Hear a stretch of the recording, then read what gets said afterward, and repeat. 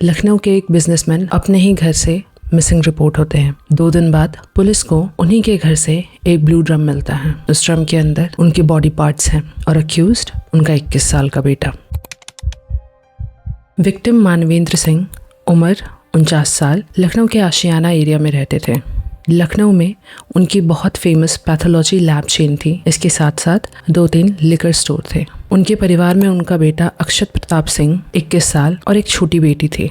Media reports के मुताबिक अक्षत competitive exam की प्रिपरेशन कर रहा था। फैमिली के अंदर एकेडमिक प्रेशर और बिजनेस इन्वॉल्वमेंट के लेकर डिसएग्रीमेंट की बात सामने आई। ये मोटिव ऑफिशियली कोर्ट में स्टैब्लिश होना बाकी है, बट इन्वेस्टिगेशन में इन एंगल्स को एग्जामिन किया जा रहा है। द नाइट ऑफ 20 फरवरी 20 फरवरी की रात घर के अंदर फादर सन के बीच में बहुत हीटेड आर्ग्यूमेंट हुआ। जब फादर सोने चले गए तो अक्षत ने अपने फादर की लाइसेंस्ड गन से उनके सर में सटाक के गोली मार दी। उसके बाद 3rd फ्लोर से अपने फादर की बॉडी को वो ग्राउंड फ्लोर तक लेके आया, एक एम्प्टी रूम में डाला और फिर बॉडी को डिसमेंबर किया। I won't go into the details कि उसने क्या क्या किया है, but it is very disturbing. उसने बॉडी के पार्ट्स को अलग अलग करके टॉर्सो का हिस्सा ब्लू ड्रम में उसी कमरे में बंद कर दिया। 21 फरवरी की सुबह अक्षत खुद आशियाना पुलिस स्टेशन गया और मिसिंग रिपोर्ट डाली कि पापा घर लौटे नहीं हैं, दिल्ली के लिए निकले थे, उनका फोन भी ऑफ आ रहा है। इनिशियल स्टेज में पुलिस ने इसे एक नॉर्मल मिसिंग रिपोर्ट की तरह लिया।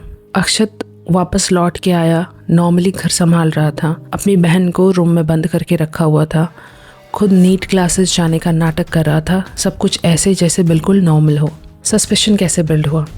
सबसे पहले अक्षत के जो स्टेटमेंट्स थे उसमें बहुत इनकन्सिस्टेंसी थी, जो कि पुलिस ने नोटिस किया। उसके साथ साथ नेबर ने भी ये चीज़ पुलिस को टिप ऑफ की कि पिछले 4 दिन से कीर्ति को किसने भी घर से बाहर नहीं देखा है और उनके घर से एक अजीब सी बदबू आ रही है। इनिशियली पुलिस ने सीसीटीवी चेक किया। 20 फरवरी के बाद मनवेंद्र सिंह किसी भी सीसीटीवी कैमरे में कवर नहीं हुए थे। इसके बाद पुलिस वारंट लेकर के उनके घर की छानबीन करने पहुंची, क्योंकि पहले ही अक्षत की स्टेटमेंट से एक शक जा रहा था।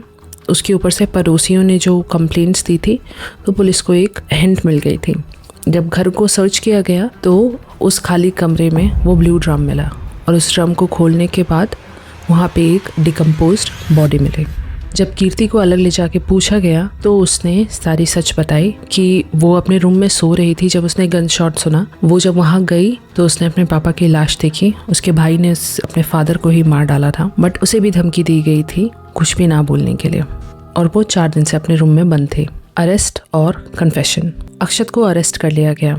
अंडर प्रेशर उसने कन्फेस किया और उस पे आईपीसी धारा 302 एविडेंस डिस्ट्रक्शन एंड आईपीसी धारा 201 आर्म्स एक्ट वायोलेशन चार्जेस लगे। इंटेरोगेशन में उसने पहले झूठ बोला कि गन छीनते टाइम एक्सीडेंटल फायर हो गया, पर डीएनए, ब्लड ऑन राइफल और सीसीटीवी से सच्चाई पकड़ी गई। तब अक्षत ने कन्फेस किया कि उसके फादर चाहते थे कि वो नीट की प्रिपरेशन करे और एक सक्सेसफुल डॉक्टर बने, वेयरएज अक्षत की इच्छा थी कि वो अब बिजनेस को टेक ओवर कर ले, जो कि उसके फादर बिल्कुल भी नहीं चाहते थे। यही आर्ग्यूमेंट उस दिन बहुत ज़्यादा हीटेड हो गया, जिसके बाद अक्षत ने अपने फादर को उन्हीं के गन से शूट कर दिया। Motive angles. इस केस में 3 प्राइमरी एंगल डिस्कस हुए हैं। Number 1 academic pressure, number 2 business control disagreement and number 3 family conflict escalation. Police ने कहा कि मोटिव इन्वेस्टिगेशन का हिस्सा है और फाइनल डिटर्मिनेशन कोर्ट में होगा। Psychological observation. फैमिली क्राइम अक्सर इम्पल्सिव होते हैं, लेकिन कंसीलमेंट एक प्लानिंग को सजेस्ट करता है, और यहाँ कंसीलमेंट हुआ था। बॉडी को ड्रम में डाला गया, मिसिंग रिपोर्ट फाइल की गई। ये एलिमेंट इस इन्वेस्टिगेशन के लिए बहुत सिग्निफिकेंट है।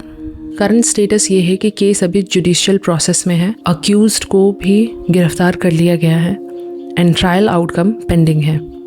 घर के अंदर हुआ ये क्राइम बस एक वायलेंट एक्ट नहीं था, ये एक ब्रेकडाउन था कम्युनिकेशन का, ट्रस्ट का और कंट्रोल का। फाइनल ट्रूथ कोर्ट में एस्टैब्लिश होगा। तब तक कंफर्म्ड फैक्ट्स यही कहते हैं, क्राइम घर के अंदर हुआ और कंसीलमेंट के अटेम्प्ट किए गए। This was episode 3 of past midnight.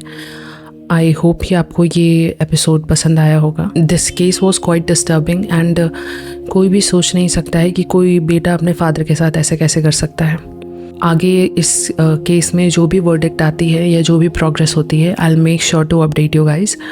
बाकी इसके अलावा अगर आपको कोई और वीडियो है जो आप चाहते हैं कि मैं कवर करूं, तो make sure to write that down in the comment section and I will see you in the next episode. Bye.